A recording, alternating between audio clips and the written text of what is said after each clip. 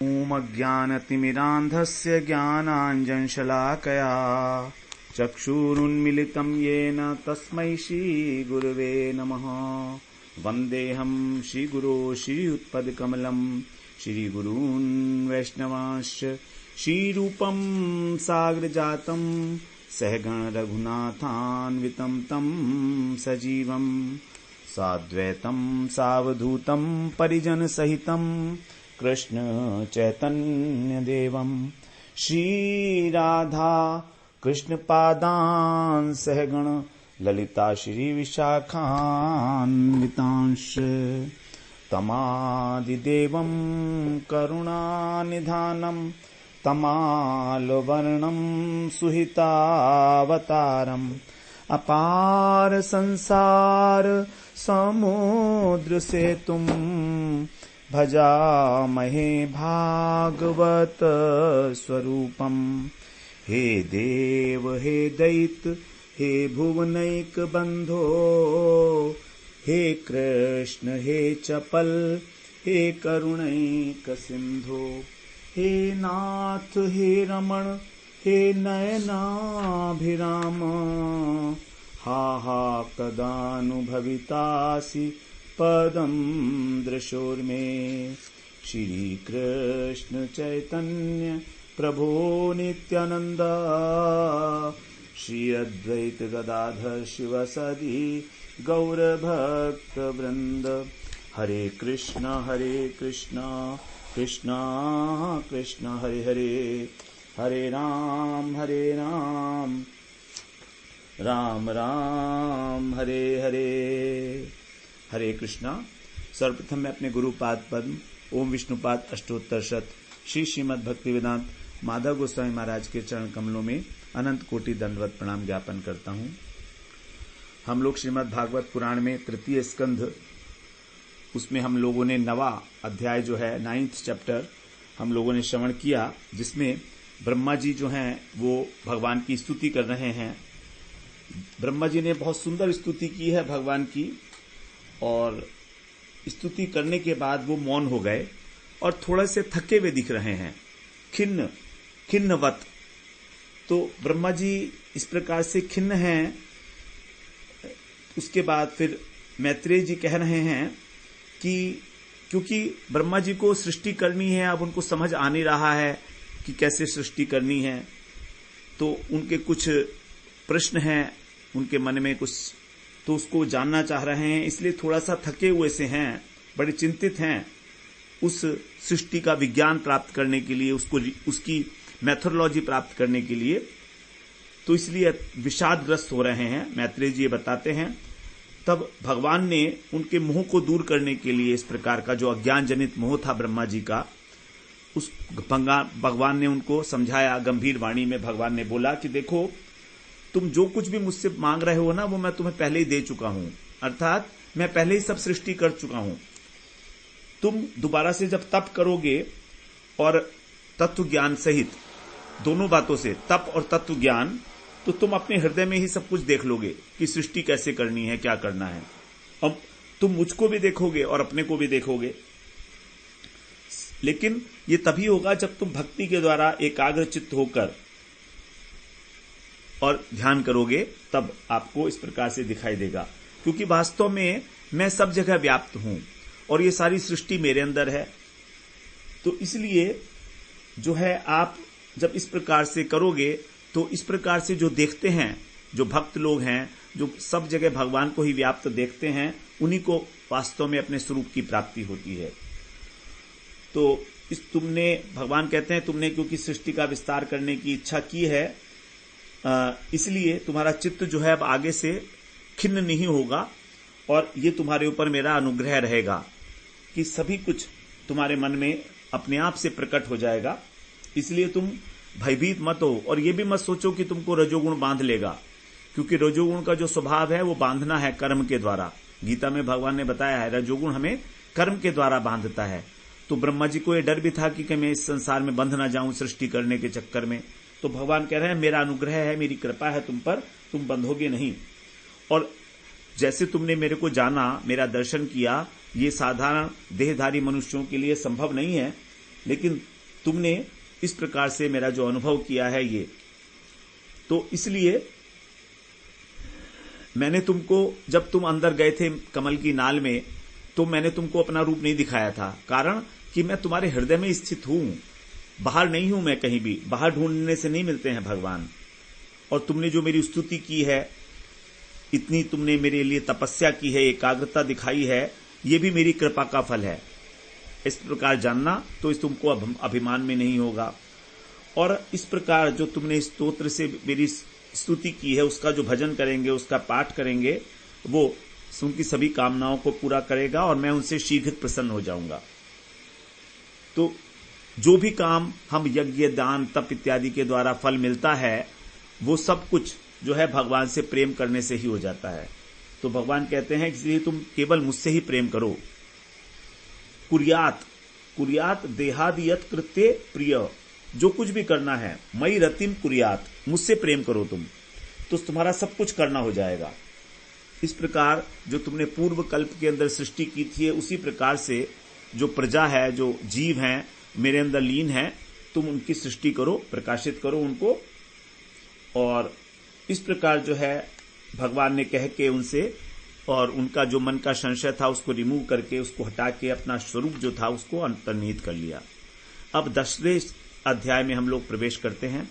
10वें अध्याय से हमारा राजसिक सृष्टि प्रकरण आरंभ हो रहा है। पहला प्रकरण था सात्विक सृष्टि प्रकरण, जिसमें विदुर उद्धव संवाद, विदुर मैत्रेय संवाद और ब्रह्मा जी की स्तुति और भगवान का उपदेश, ये 9 अध्याय थे। इस राजसिक सृष्टि प्रकरण में 4 अध्याय हैं, 10 से लेकर 13 तक। तो 3 अध्याय जो हैं इसमें ब्रह्मा जी के द्वारा 3 सृष्टि जो की जाएगी, विविध प्रकार की सृष्टि, उसका वर्णन है 10 से लेकर 12 तक। और 13वें अध्याय में वराह अवतार का प्रसंग है। तो हम लोग अब 10वें अध्याय में प्रवेश करते हैं, जिसमें ब्रह्मा जी के द्वारा 10 प्रकार की सृष्टि के विषय में बताया है, और साथ में बताया है कि काल का क्या लक्षण है, काल का क्या स्वरूप है, वो यहां पर बताया जा रहा है। तो अब यहां पर कह रहे हैं, विदुर जी प्रश्न पूछ रहे हैं मैत्रेय जी से, क्योंकि ये मैत्रेय और विदुर जी का ही संवाद चल रहा है, पूरा सृष्टि विषयक सर्ग लीला है इसमें। तो इसमें पूछ रहे हैं 10वें स्कंद का प्रारंभिक सबसे पहले श्लोक में, विदुर उवाच अंतर्हिते भगवती ब्रह्मालोक पितामह प्रजा सस्रज कतिधा दैहि किर्मानसीर विभु। विदुर जी पूछते हैं कि हे महर्षि मैत्रेय जी, भगवान नारायण के अंतर्धान होने पर, भगवती माने भगवान, अंतर्हिते अंतर्धान होने पर, विभु जो व्यापक हैं, ऐसे लोक पितामह हैं, जो सभी लोगों के पितामह हैं, ऐसे ब्रह्मा जी ने दैहिकी मानसिकी कतिधा, दैहिक अपने देह से और अपने मन से, कतिधा माने कितने प्रकार की, प्रजा ससर्ज, कितने प्रकार की प्रजा की सृष्टि की। व्हाट आर द टाइप्स, कितनी कितनी योनियां बनाई, कैसे कैसे किया उन्होंने, ये सब आप हमें बताइए। अपने शरीर से और अपने मन से 2 प्रकार की सृष्टि है। अब दूसरे श्लोक में पूछते हैं, ये च मे भगवन् पृष्टास्त्वय्यर्था बहुत वित्तमा तान वद स्वानुपूर्येण पूर्वेण छिन्दीन सर्व संशयान। बहुवित्तम, आप कैसे हो, बहुत जानकार हो, अत्यंत जानने में अत्यंत श्रेष्ठ हो, आप विज्ञजनों में श्रेष्ठ पुरुष हो, इसलिए कहा बहुवित्तम। इसलिए हे भगवान, ये चमे, मैंने जो भी, त्वयि माने आपसे, अर्था पृष्ठा, जो प्रयोजनीय बातें हैं वो पूछी हैं मैंने आपसे, तान आनु पूर्वेण, उनको क्रमशः आप मुझे क्रम पूर्वक वद नह बताइए, और नह सर्व संशयान छिंदी, और मेरे सभी संदेहों को काट दीजिए, मेरे समस्त प्रकार के जो संशय हैं उनको दूर कर दीजिए। अब सूत जी कहते हैं, सूत उवाच, 3 श्लोक में, एवं संचोदितस्तेन क्षत्रा कौशारवो मुनिः प्रीतः प्रत्याहतान प्रश्नान हृदि स्थानाथ भार्गव। हे भार्गव अर्थात शौनक जी सूत जी कह रहे हैं, इस प्रकार उन विदुर जी के द्वारा तेन क्षत्रा संचोदित प्रेरित जो मुनि कौशारव थे, मुनि मैत्रेय जी थे, उन्होंने प्रीतः माने प्रसन्न होकर तान हृदय स्थान उनके हृदय में जो स्थित प्रश्न थे, प्रश्नान माने प्रश्नों का अथ प्रत्याह उत्तर देने लगे। तो महर्षि जो मैत्रेय हैं वो उत्तर देने लगे, अत्यंत प्रसन्न हुए और उनके हृदय में तान हृदय स्थान, तान हृदय स्थान यहां का इसका मतलब लिखा हुआ है अपने हृदय में स्थित उन प्रश्नों का उत्तर देने लगे।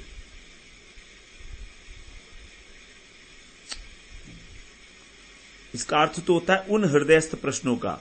वास्तव में ये उन हृदयस्थ प्रश्नों का मतलब हुआ कि जो विदुर जी के मन में उठ रहे हैं वे सभी मैत्रेय जी के ऋषि के हृदय के अंदर भी स्फूर्ति पा रहे हैं। तो इस प्रकार वे अथ प्रत्याह इस प्रकार इसका उत्तर देने लगे यथाक्रम से।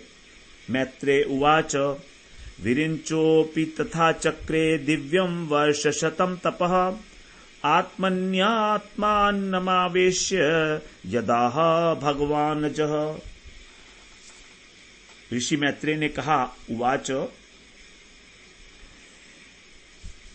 अजन्मा भगवान ने, अजय भगवान, भगवान कैसे हैं? अजन्मा है। अजन्मा भगवान ने यत आहा जैसे बताया था, तथा दिव्यम वैसा ही दिव्य, शतम वर्ष 100 वर्ष तक, आत्मनि अपनी आत्मा में, आत्मानम आवेश्य अपने मन को लगाकर, आत्मनि का मतलब आत्मा और आत्मानम का मतलब मन, चित्त को लगाकर, तपह तप विरंची अपि चक्रे, विरंच ब्रह्मा जी ने भी तप किया।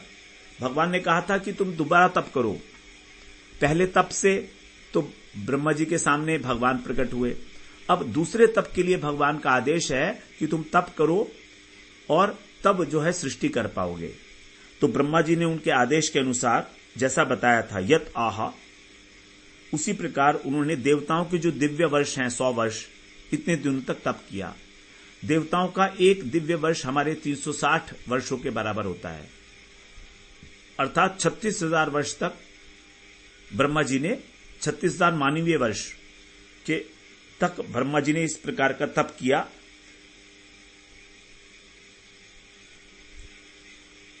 अब 5वें श्लोक में कह रहे हैं, तद विलोक्याब्ज संभूतो वायुना यदधिष्ठित पद्मं भस्र तत्काल कृत वीर्येण कंपितम। कमलोद्भव, यहां पर ब्रह्मा जी के कहा गया अब्ज संभूत, अर्थात कमल से उत्पन्न, जिनका प्राकट्य जो है कमल पर हुआ है, ऐसे।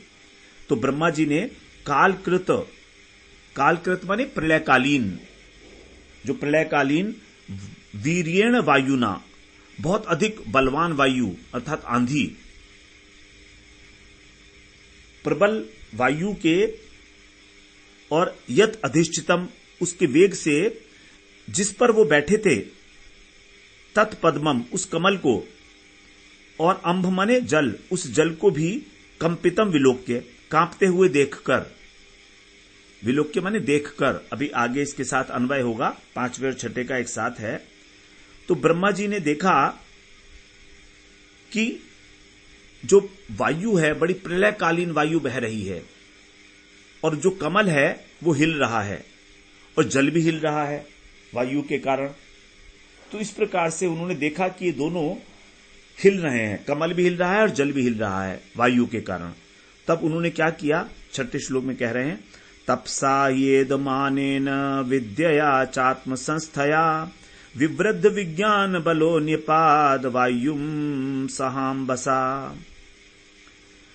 ही तपसा, ही माने क्योंकि, तपस्या से और आत्म संस्थया अपने चित्त की एकाग्रता से, भगवान जो है ब्रह्मा जी तपस्या कर रहे थे और उनका जो आत्मज्ञान था वो अत्यंत बढ़ गया था। एध माने बढ़ गया था, विज्ञान बल, विज्ञान शक्ति, तो 3 चीजें बताई। तपस्या से, आत्मसंस्थया माने अपने स्वरूप में स्थिति होने से, और विद्याया माने विद्या के द्वारा विज्ञान शक्ति के बढ़ने से। उनके अंदर इतनी शक्ति आ गई ब्रह्मा जी के अंदर कि उन्होंने अंभसा सह वायुम, जल के साथ वायु को भी न्यपात, पी लिया। नेपात, नेपात नहीं है, नेपात, तो पी लिया उसको ब्रह्मा जी ने। जब उन्होंने देखा कि मेरा अधिष्ठान कमल ही हिल रहा है, तो अब तपस्या करने से और स्वरूप में स्थिति है और उनकी शक्ति भी बढ़ गई थी, तो इसलिए उन्होंने उन दोनों को पी लिया। इस प्रकार की उनका प्रेरणा हुई कि आप इसको पी लीजिए। उसके बाद कह रहे हैं 7वें श्लोक में, तद्विलोक्य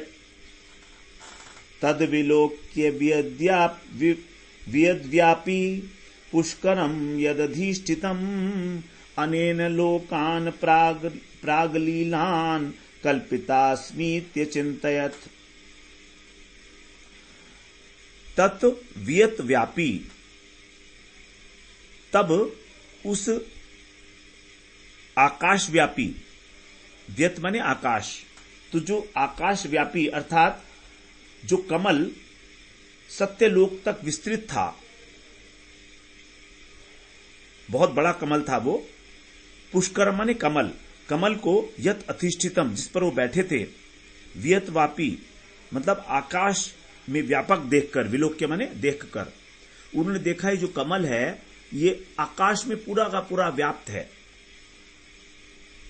तब उन्होंने क्या किया, क्या सोचा, अनेन प्राक लीलान, अनेन माने इससे पहले जो लीन हो गए थे, लोकान कल्पिता अस्मि इति अचिंतयत, कि अब मैं जो पहले लोक, जो 14 भुवन थे, वो लोक, वो 14 नहीं 3 भुवन की बात हो रही है यहां पर, तो जो पहले लीन हो गए थे मैं अब उनकी रचना करूं, इति अचिंतयत, इस प्रकार उन्होंने सोचा।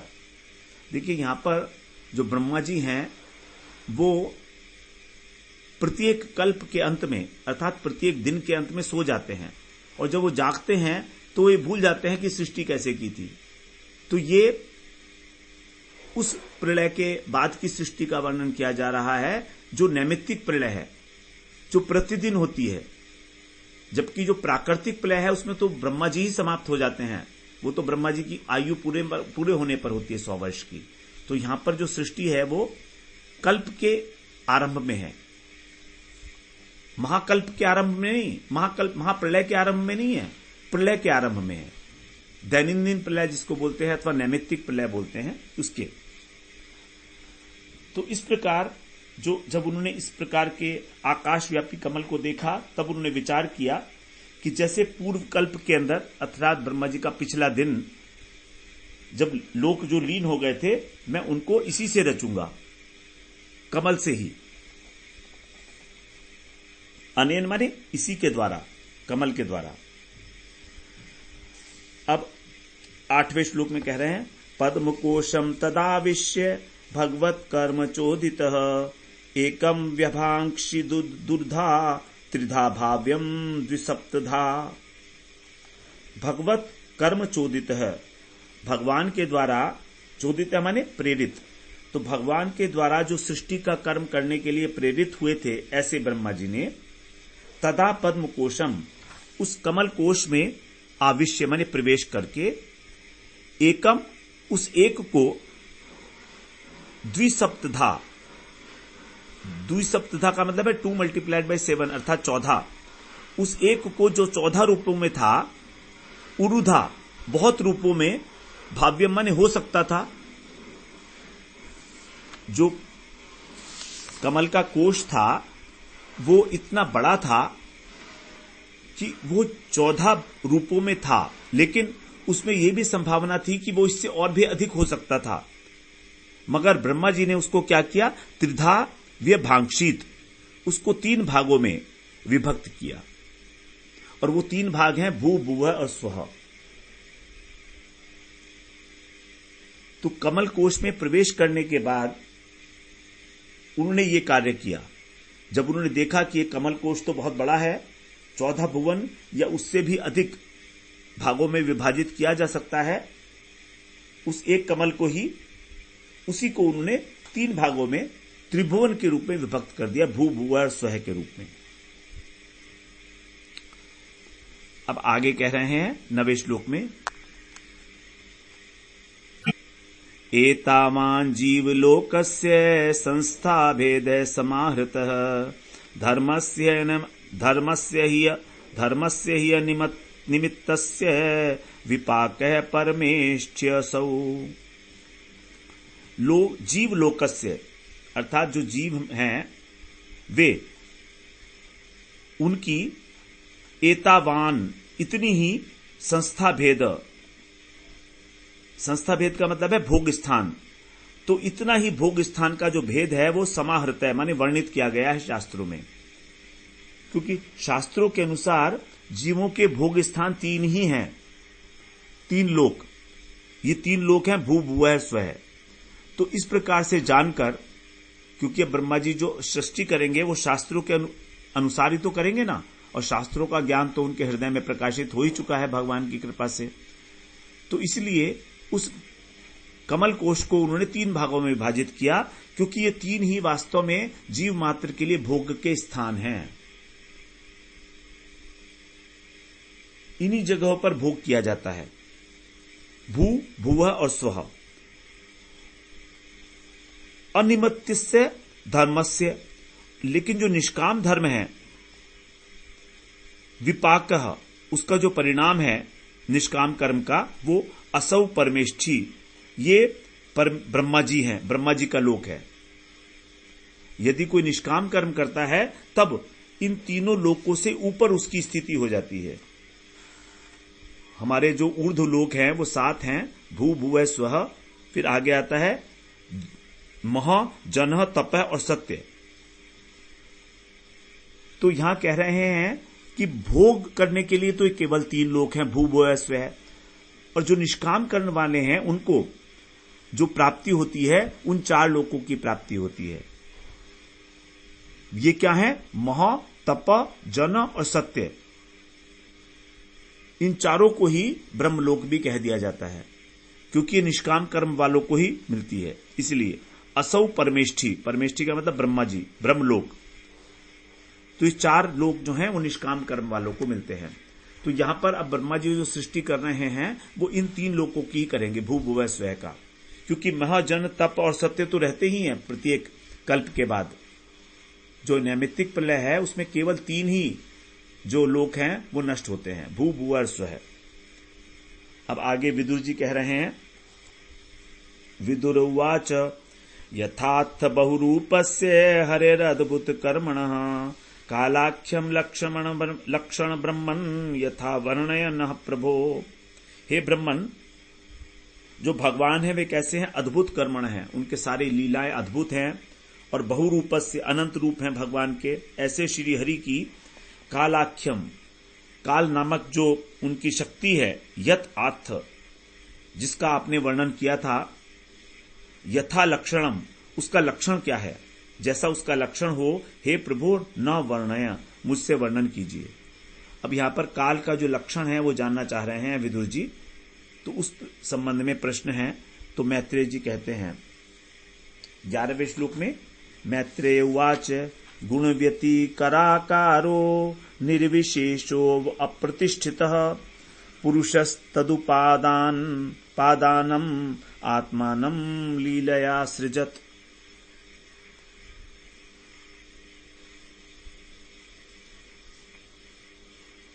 गुण व्यतिकर, गुण का मतलब है त्रिगुणमय अर्थात विषय, क्योंकि सत्वगुण, रजोगुण, तमोगुण इनके विषय हैं सब। तो इन विषयों का जो विकार है, व्यतिकरण का मतलब विकार होना अर्थात रूपांतरित होना, यही है काल का स्वरूप। आकारः, काल का स्वरूप क्या है? जब प्रकृति के अंदर विकार होता है और उसका परिणाम बनता है तो उसी को काल कहा जाता है। यदि विकार नहीं होगा तो काल नहीं है। तो इसका मतलब विकार के लिए ही काल की आवश्यकता है। यदि समय नहीं होगा तो किसी चीज में कोई विकार ही नहीं आएगा। मान लीजिए जैसे दूध है, तो दूध जब दही बनता है तो कुछ समय के बाद बनता है ना। अब यदि समय को निकाल दिया जाए तो दूध दूध ही रहेगा, दही बनेगा ही नहीं।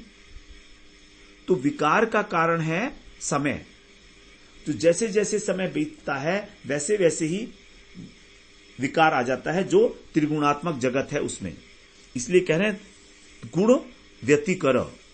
गुण का जो रूपांतरण है, विषयों का जो रूपांतरण है, पदार्थों का जो रूपांतरण है, उसी को कहा जाता है काल। तो काल कोई अलग वस्तु नहीं है, ये भगवान से अलग कोई काल चीज नहीं है, ये भगवान का ही एक चेष्टा है, भगवान की चेष्टा है। तो जब गुणों के अंदर रूपांतरण होता है तब उसको काल समझो। जैसे मान लीजिए कोई भी चीज जब बदलती है तो उसके अनेक अनेक अवस्थाएं होती हैं। तो पहली अवस्था है नंबर 1, दूसरी अवस्था नंबर 2, तीसरी नंबर 3, ये अवस्थाएं हैं। अब जैसे हमने मान लीजिए कहा भगवान, तो भ ग वा न, तो पहले भ कहा, उसके बाद फिर ग कहा, उसके बाद फिर वा कहा, उसके बाद न कहा। तो इसके अंदर एक क्रम है, ये अक्षर है 4 अक्षर। अर्थात अब वाणी के अंदर इन 4 अक्षरों के द्वारा एक परिवर्तन हो रहा है। तो ये जो परिवर्तन है यही है काल, इसी का नाम है काल। तो गुण व्यतिकराकारो, आकार के अंदर जो व्यतिकरण हो रहा है वो। और ये काल कैसा है? निर्विशेष है और साथ में अप्रतिष्ठित है। अप्रतिष्ठित का मतलब है अनादि है, अनंत है। अब हम कहें कि काल कब से है, ये भी अनंत है और अनादि है। जैसे भगवान अनादि है, जैसे जीव अनादि है, ऐसे ये काल भी अनादि है। पुरुषः लीलया, और उस परम पुरुष ने अपनी लीला से तद उपादानम, इस काल का जो उपादान कारण है, आत्मानम असृजत, अपने को ही बनाया है। तो ये काल भगवान से ही बना है। उपादान कारण का मतलब होता है जिन अवयवों से मिलकर उस वस्तु का गठन होता है, वो अवयव उस वस्तु के उपादान कारण कहे जाते हैं। तो जो काल का गठन हुआ है, काल एक वस्तु है मान लीजिए, तो काल जो वस्तु है वो भगवान ही है, उसके अंदर उसके अवयव भी भगवान ही हैं। क्योंकि भगवान का स्वरूप भी कहा गया है कालोस्मि लोकक्षय कत प्रवर्धो। गीता में कहा कि मैं ही काल स्वरूप में, मैं ही इस विश्व को नष्ट करने के लिए प्रवृत्त हो रहा हूं। तो काल अनादि है, काल अनंत है, और भगवान ने अपनी लीला करते हुए इसी काल को निमित्त बनाकर, काल को निमित्त बनाया भगवान ने, और अपनी जो बहिरंगा शक्ति थी, उनकी प्रकृति, उसके अंदर विकार को उत्पन्न कराया। और जब तक विकार नहीं होगा विश्व की सृष्टि नहीं होगी। तो ये जो काल है ये वास्तव में ये भगवान का ही स्वरूप है, अथवा कहें कि भगवान काल स्वरूप है, एक ही बात है। तो भगवान के द्वारा जो चेष्टा है उसको कहा गया काल। तो अपने को ही भगवान ने काल के रूप में परिवर्तित किया, तभी प्रकृति के अंदर जो है विकार होता है। आत्मानम असृजत, अपने को ही बना लिया। अब 12वें श्लोक में कह रहे हैं, विश्वम वै ब्रह्म तन्मात्रम संस्थितम विष्णु मायया ईश्वरेण परिच्छिन्नम कालेना व्यक्त मूर्तिना। विष्णु मायया, भगवान की जो माया है, विष्णु की जो माया है, वे उससे विश्वम वै, विश्व तो ब्रह्म तन्मात्रम, ब्रह्म के साथ तादात्म्य स्थापित करके संस्थितम, स्थित था। जैसे हम कहें कि ब्रह्मा जी ने विश्व बनाया, ऐसा नहीं है। यहां कहा जा रहा है कि माया के द्वारा ये विश्व जो है पहले से ही ब्रह्म के अंदर समाहित था, लीन था, तादात्म्य के रूप में विष्णु के अंदर। जब ब्रह्मा जी इसको बनाएंगे तो ऐसा नहीं है कि ब्रह्मा जी ने बनाया, क्योंकि तो पहले का बना हुआ है, तभी तो हृदय में दर्शन किए ब्रह्मा जी ने इसके।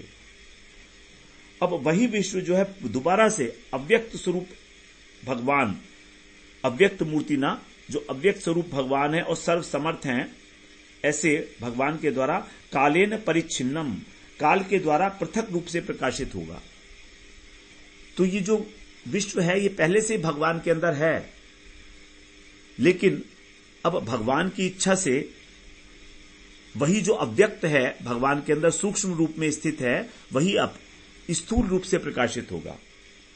और स्थूल रूप से प्रकाशित होने का मतलब है काले न, काल के द्वारा। तो काल के द्वारा ये जो विश्व है इसको पृथक किया गया भगवान से। मतलब ये हुआ कि पहले ये सारा विश्व भगवान की माया से लीन होकर और ब्रह्म रूप से स्थित था।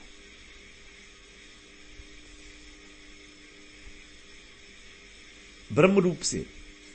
लेकिन अब जब ब्रह्मा जी के द्वारा सृष्टि करने का समय आया तो वही अव्यक्त मूर्ति काल के द्वारा इस जगत में भगवान से पृथक होकर प्रकाशित होगी। 12वें श्लोक में कह रहे हैं विश्वम वै, ये तो 12वां तो हो गया।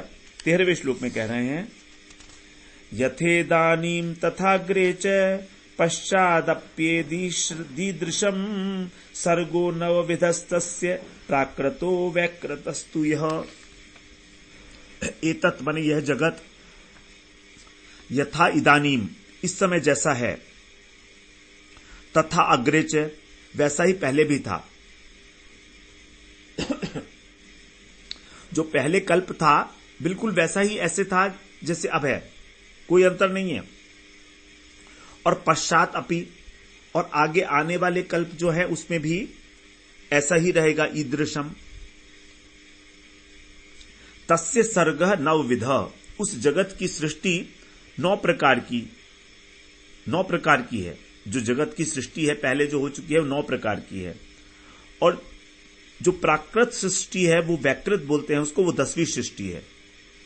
तो 10 प्रकार की सृष्टि का यहां पर वर्णन किया जाएगा।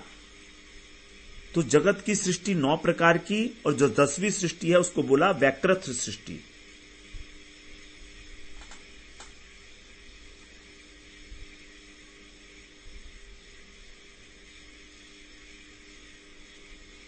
ये जो सृष्टि है प्राकृत और वैकृत के भेद से 2 प्रकार की है। तो प्राकृत सृष्टि जो है वो 9 प्रकार की है, और वैकृत के भेद से 10वीं सृष्टि भी है। यहां पर 10वीं सृष्टि के विधेय में बता रहे हैं, वो आगे 14वें श्लोक में बताएंगे कि कैसी है। काल द्रव्य गुणैरस्य त्रिविध प्रतिसंक्रमः आद्यस्तु महते सर्गो गुण वैषम्यम आत्मनः। जो 10वीं सृष्टि है ये कैसी है, इसके कह रहे हैं काल द्रव्य और गुणों के अनुसार ये 3 प्रकार की प्रलय के रूप में होती है। काल द्रव्य और गुणों के अनुसार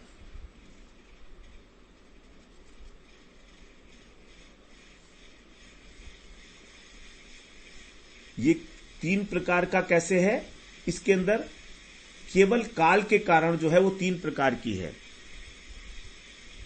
3 प्रकार का प्रलय है। नित्य प्रलय जो प्रतिदिन प्रतिक्षण प्रलय होता है, प्रतिक्षण, क्योंकि प्रतिक्षण वस्तु बदल रही है तो ये प्रलय बोलते हैं इसको, नित्य प्रलय। ये केवल काल के कारण होता है। उसके बाद द्रव्य क्या है, जब संकर्षण भगवान के मुख से अग्नि निकलती है तो अग्नि के रूप में जो द्रव्य है उसके द्वारा नैमित्तिक प्रलय होती है। अर्थात जो ब्रह्मा जी की दैनंदिन प्रलय है, दिन के अंत में जब ब्रह्मा जी सो जाते हैं 12 घंटे के बाद, ये द्रव्य प्रलय है। द्रव्य का मतलब इसका कारण है अग्नि, जो संकर्षण जी के मुख से निकली थी। क्योंकि इस अग्नि के अंदर तीनों भुवन जो है दग्ध हो जाते हैं, भू भुवः स्व है। और तीसरा है गुणों के अनुसार। गुणों के अनुसार जो है प्रकृत प्रलय होती है, प्राकृतिक प्रलय, जब ब्रह्मा जी 100 वर्ष की आयु हो जाती है तब। क्योंकि सारे के सारे जितने भी द्रव्य हैं वो सब अपने अपने मूल स्थान के अंदर लीन होते चले जाते हैं, और फिर तीनों गुण भी जो है अहंकार में विलीन हो जाते हैं, अहंकार महत तत्व में और महत तत्व प्रकृति में, और प्रकृति जो है कारणोदकशायी विष्णु में। इस प्रकार से ये प्राकृतिक प्रलय होती है। तो 3 प्रकार की प्रलय बताई 14वें श्लोक में। पहले काल द्रव्य गुण त्रिविधय प्रति संक्रम, 3 प्रकार की प्रलय, काल के द्वारा नित्य प्रलय, द्रव्य के द्वारा, द्रव्य मतलब अग्नि, तो मुखाग्नि जो है संकर्षण भगवान की, उसके द्वारा नैमित्तिक प्रलय, और गुणों के अंदर जब प्रत्येक गुण जो है धीरे धीरे धीरे धीरे एक दूसरे के अंदर विलीन होता चला जाता है, तब वो प्रलय होती है प्राकृतिक प्रलय। अब आगे कह रहे हैं आद्यस्तु महते सर्गो गुण वैषम्यम आत्मनः, और आद्य तू पहली सृष्टि, इन 10 प्रकार की सृष्टियों के अंदर जो पहली सृष्टि है वो क्या है, महत सर्गो अर्थात महत तत्व की है। तो महत तत्व सबसे पहले उत्पन्न होता है, और फिर गुण वैषम्यम, जो प्रकृति के 3 गुण हैं उनके अंदर विषमता होने लगती है, यही इसका स्वरूप है। ये जो विषमता का होना है यही है स्वरूप परिवर्तन का, विकार होने लगता है काल के कारण। तो पहली सृष्टि है महत तत्व की। महत तत्व का मतलब है चेतना। चेतना का मतलब है कि हमें होश आना कि हम ये हैं। अभी यहां पर अहंकार नहीं आया है, अभी किसी प्रकार की कोई क्रिया नहीं है। जैसे जब हम सो जाते हैं, प्रगाढ़ निद्रा में होते हैं, तो फिर जिस समय जागते हैं उस समय हमें ये पता नहीं होता हम कौन हैं, कहां लेटे हैं, कौन से शहर में हैं, ये ध्यान में नहीं आता, लेकिन होश आ जाता है। तो जो होश में आना है ये है महत, और ये कि हम कौन हैं ये है अहंकार, ये बाद में आएगा। तो इस स्थिति में जो बिल्कुल सो के उठने के बाद होती है हमारी, केवल चेतना होती है, होश होता है कि हम हैं, बस इतना। लेकिन ये नहीं पता कि हम कहां लेटे हैं, हम वृंदावन में हैं कि हम दिल्ली में हैं, हम कहां पर हैं ये नहीं पता होता है। तो जो सबसे पहला चेतना का उदय है उसी को कहा जाता है महत। महत का मतलब है सबसे बड़ा। ये महत तत्व जो है सबसे पहली उत्पत्ति है, सबसे पहला विकार है प्रकृति का, और इसी के अंदर फिर आगे अहंकार इत्यादि उत्पन्न होते हैं। फिर आगे हम जो 15वां श्लोक है, इस 14वें श्लोक के बाद फिर 15वें श्लोक से हम अगली बार आरंभ करेंगे। यहां पर भी थोड़ा सा डिफरेंस है श्लोकों की नंबरिंग में। गीता प्रेस में उसके अनुसार हम 15वां करेंगे, और हमारी वाली जो पुस्तक है उसके अनुसार जो है 15वां, 14वां और 15वां मिला दिया गया है। तो थोड़ा सा क्रम के अंदर भेद है, तो इस प्रकार कोई संशय ना रखें। हम गीता प्रेस को फॉलो कर रहे हैं, तो उसी हिसाब से 15वें श्लोक में हम लोग अगले सत्र में प्रवेश करेंगे। वांछा कल्पतरुभ्यश्च कृपा सिंधुभ्यैव च पतितानां पावनेभ्यो वैष्णवेभ्यो नमो नमः।